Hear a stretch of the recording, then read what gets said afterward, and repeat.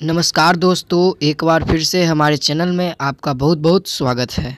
तो फ्रेंड्स, आज हम इस वीडियो में केमिस्ट्री के रासायनिक बंधुता जिसका इंग्लिश में केमिकल बॉन्डिंग से जितने भी इंपॉर्टेंट क्वेश्चन होते हैं उसको हम लोग आज इस वीडियो में देखेंगे।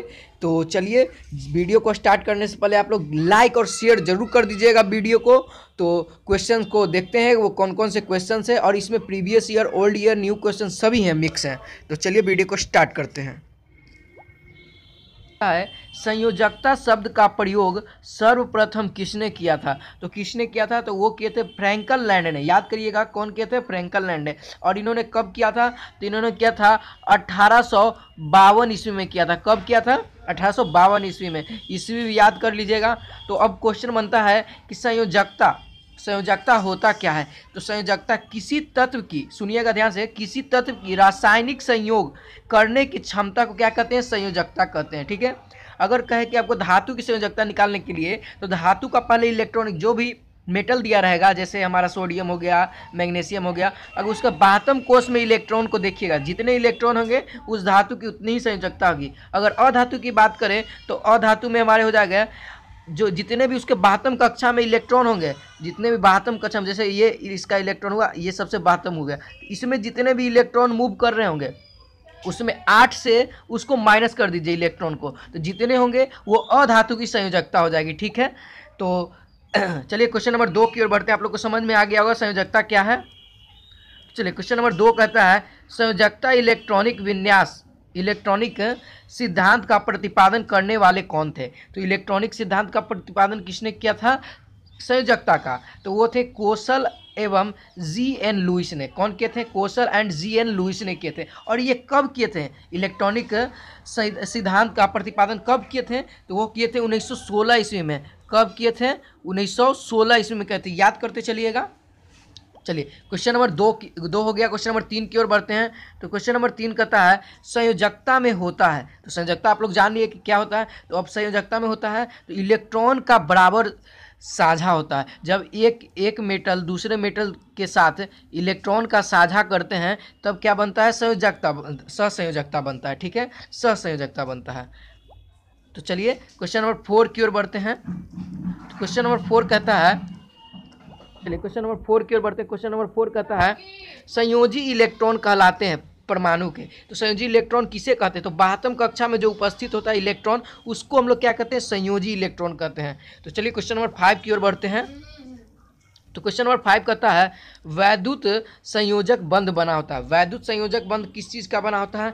तो बना होता है विद्युत आवेशित परमाणुओं या परमाणु के समूह का। ठीक है, किसका होता है? तो विद्युत आवेशित परमाणुओं का होता है। चलिए क्वेश्चन नंबर 5 का क्या होगा? सही आंसर ऑप्शन नंबर डी है।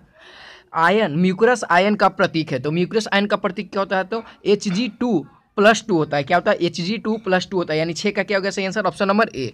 चलिए क्वेश्चन नंबर 7 की ओर बढ़ते हैं।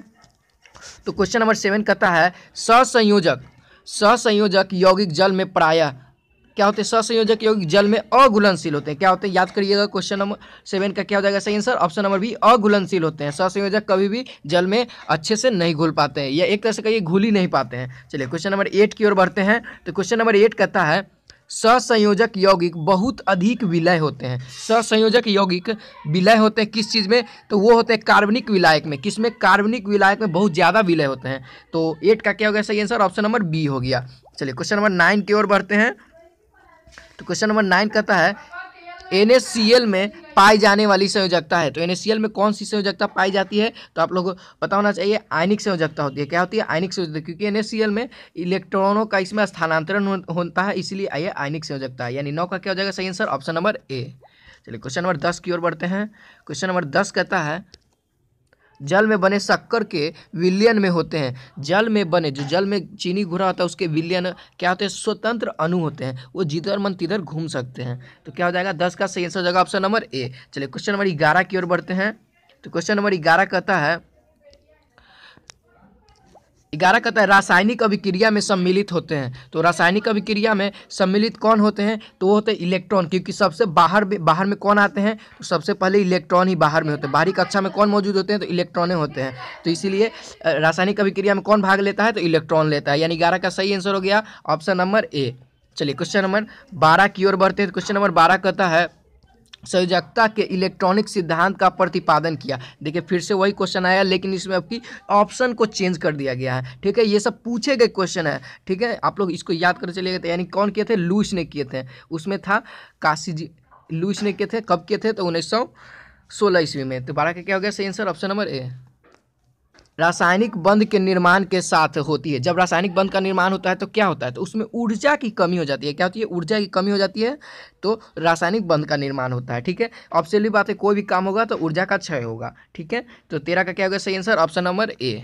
चलिए क्वेश्चन नंबर 14 की ओर बढ़ते हैं। क्वेश्चन नंबर 14 कहता है सहसंयोजक यौगिक दर्शाते हैं। सहसंयोजक यौगिक क्या दर्शाते हैं? तो वो दर्शाते हैं कम गलनांक, क्वथनांक एवं जल में अविलेयता होते हैं। अभी हमने पिछले क्वेश्चन में जाना था कि सहसंयोजक क्या होते हैं? जल में अघुलनशील होते हैं। ठीक है, और उसका क्या होता है? कम क्वथनांक भी होता है और गलनांक भी होता है। ठीक है, तो यानी 14 का क्या हो गया सही आंसर? Option number A.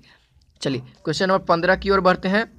तो क्वेश्चन नंबर 15 कहता है एक धन विद्युत तत्व के बाहरी कोश में 5 इलेक्ट्रॉन है तो उसकी संयोजकता होगी। देखो अब क्या कर रहा है? 5 इलेक्ट्रॉन दिया हुआ है तो उसकी संयोजकता क्या होगी?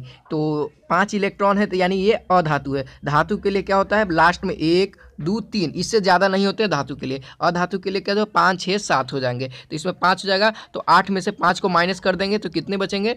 3 बचेंगे, +3। तो इसका क्या सही आंसर होगा 15 का? ऑप्शन नंबर डी हो जाएगा। ठीक है, आप लोगों को समझ में आ गया। चलिए क्वेश्चन नंबर 16 की ओर बढ़ते हैं। क्वेश्चन नंबर 16 कहता है नाइट्रोजन अणु में है। नाइट्रोजन अणु में क्या होता है? तो त्रिक बंधन होता है। नाइट्रोजन कितने बॉन्ड लेते हैं? 3 बॉन्ड लेते हैं। तो कितना बंधन बनाया? 3 बंधन। और इसमें इलेक्ट्रॉन कितने? प्रत्येक बॉन्ड में 2 इलेक्ट्रॉन होते हैं, तो इसमें 3 हुआ, 3 दूना का 6 इलेक्ट्रॉन हो जाएंगे। ठीक है, तो क्वेश्चन नंबर 17 की ओर बढ़ते हैं। तो चलिए क्वेश्चन नंबर 17 कहता है N2O5 नाइट्रोजन की संयोजकता होगी। अब N2O5 में नाइट्रोजन की संयोजकता कितनी होगी? तो वो नाइट्रोजन की संयोजकता 5 हो जाएगी। तो यानी 17 का क्या हो सही आंसर? ऑप्शन नंबर डी हो जाएगा। चलिए क्वेश्चन नंबर 18 की ओर बढ़ते हैं। क्वेश्चन नंबर 18 कहता है KCl में पोटेशियम और क्लोरीन परमाणुओं के मध्य बंध होता है। अब कौन सा बंध होता है KCl और KCl में पोटेशियम और क्लोरीन के बीच, परमाणुओं के बीच कौन सा बंध होता है? तो वो बंध होता है वैद्युत संयोजक बंध होता है। इसमें क्या होता है? संचरण होने लगता है। पोटेशियम और क्लोरीन के परमाणु के बीच संचरण होता है। ये एक जगह से दूसरी जगह घूमते रहते हैं, इसलिए इसमें क्या होता है? वैद्युत संयोजक होता है। तो यानी 18 का क्या हो गया सही आंसर? Option number A. चलिए क्वेश्चन नंबर 19 की ओर बढ़ते हैं। क्वेश्चन नंबर 19 कहता है निम्नलिखित में से कौन एक वैद्युत संयोजी बंध है? तो वैद्युत संयोजी कौन सा बंध है? तो वो है MgCl2। MgCl2 क्या है? वैद्युत संयोजी बंध है। तो इसको याद करिएगा। तो क्वेश्चन नंबर 19 का क्या हो जाएगा सही answer? Option number D. Video अच्छा लगे तो लाइक जरूर करिएगा और शेयर जरूर करिएगा। चलिए क्वेश्चन नंबर 20 की ओर बढ़ते हैं। तो क्वेश्चन नंबर 20 कहता है प्रबलतम बंध है। तो प्रबलतम, सबसे प्रबलतम बंध कौन सा है? तो ये हो जाएगा कार्बन बॉन्ड कार्बन। ये सबसे ज़्यादा प्रबलतम है इन तीनों की तुलना में। ठीक है, तो कि 20 का सही आंसर क्या हो जाएगा? ऑप्शन नंबर ए हो जाएगा। चलिए क्वेश्चन नंबर 21 की और लास्ट वीडियो है हमारा, इस वीडियो के सीरीज का लास्ट क्वेश्चन है, सॉरी।